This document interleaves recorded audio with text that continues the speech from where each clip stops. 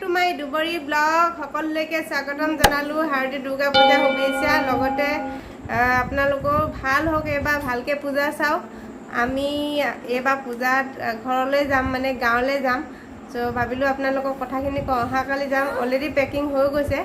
আৰু লগতে আপোনালোকক পূৰা যোৱাৰ পৰা তাত থাকা আৰু ঘূৰি অহালৈকে গোটেই জাৰ্ণিটো দেখাবলৈ চেষ্টা কৰিম। যিখিনি পাৰোঁ দেখাম আপোনালোকক। আৰু ট্ৰেইনত জাৰ্ণি কৰিম এইবাৰ আমি। তো ট্ৰেইনৰ জাৰ্ণিটো আপোনালোকক দেখাম। আৰু আপোনালোকে জানে মোৰ যিমানকেইটা ভিডিঅ' দিছোঁ গোটেইকেইটাতে মই খোৱা ৰেচিপি বা বেলেগ কিবাই হওক এটা নহয় এটা ৰেচিপি দিওঁৱে। চ' আজিও এটা মই চিম্পল তেনেকুৱা ৰেচিপি এটাই দিম, খাম, টেষ্ট কৰি আপোনালোকক জনাম। আপোনালোকে ভিডিঅ'টো আগলৈ চাই থাকিব। এতিয়া ব'লক ৰান্ধোগৈ। ধুনু মাম ৰান্ধিবা নেকি? মাম বনাবা নেকি তুমি?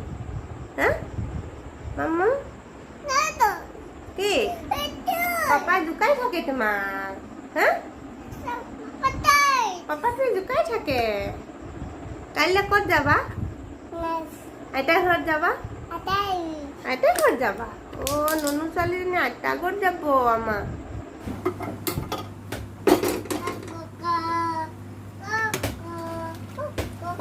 দাদাৰ নাম ককন।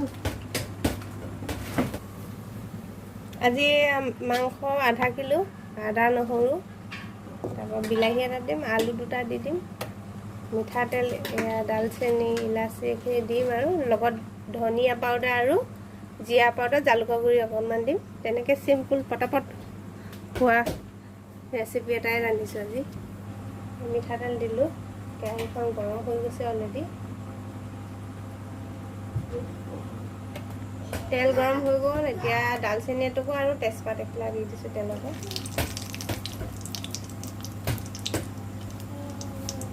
পিঁয়াজ দুটা কাটি লৈছিলোঁ, সেই দুটাও দি দিছোঁ।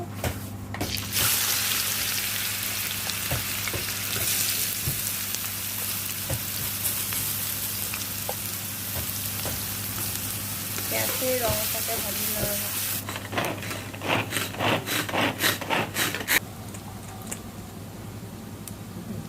পিঁয়াজখিনি ব্ৰাউন কালাৰ হৈ গ'ল। এতিয়া এই বিলাহী খুন্দি লোৱাখিনি দি দিওঁ।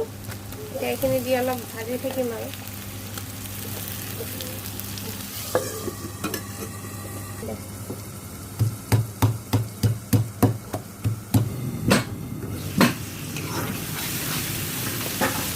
ইয়াতে এতিয়া দিম মই হালধি, সৰু চামুচে 1 চামুচ, আধা চামুচ দি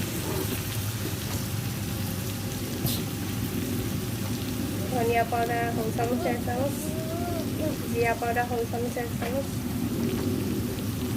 ৰেড চিলি পাউডাৰ সৰু চামুচ 1 চামুচ দিছোঁ। লগতে নিমখ ইয়াতে দি দিম মই। সৰু চামুচে 1 চামুচ আৰু আধা চামুচ দিছোঁ। চব চেক কৰিম আৰু নহ'লে দি দিম। লগত আদা নহৰু খুন্দাখিনিও দি দিছোঁ। এইখিনি এতিয়া অলপ ভাজি ল'ম। তাৰপিছত মাংস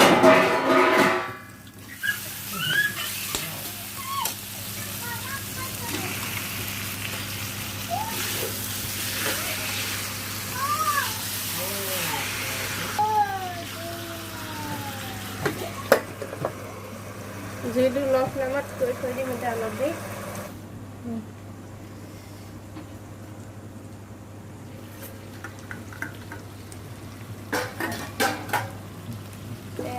খুন্দি লোৱা জালুকখিনি দি দিওঁ। অলপ জালুক খুন্দি দিওঁ। ভোট জলকীয়া 1 টুকুৰা কাটি দিম। আমি জ্বলাটো খাওঁ, সেইটো কাৰণে অলপ জ্বলা হ'লে ভাল লাগে মাংস।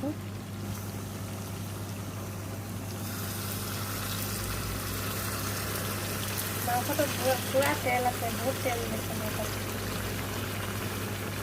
উতলিব লাগিব। অলপ দি দিছোঁ।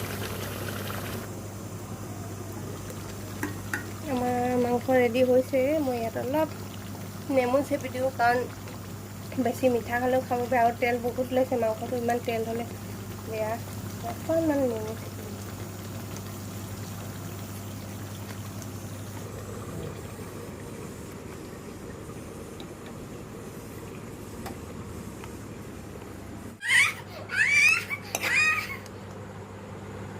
আলু খাই ভাল পাওঁ, আলুকে লৈ লৈছোঁ। আমাৰ এই মাংস ৰান্ধি হৈ গ'ল। চিম্পল মাংস খাবলৈ কেনেকুৱা হয় এতিয়া খাই আপোনালোকক মই কৈ আছোঁ বাৰু। গৰম হৈছে দেই।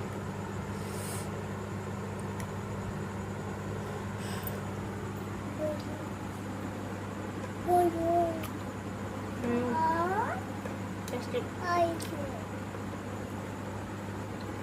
ভাল হৈছে, খাবলৈ টেষ্টি হৈছে। একদম চিম্পল হয়, পটাপট হৈ গৈছে, বেছি টাইমো লগা নাই।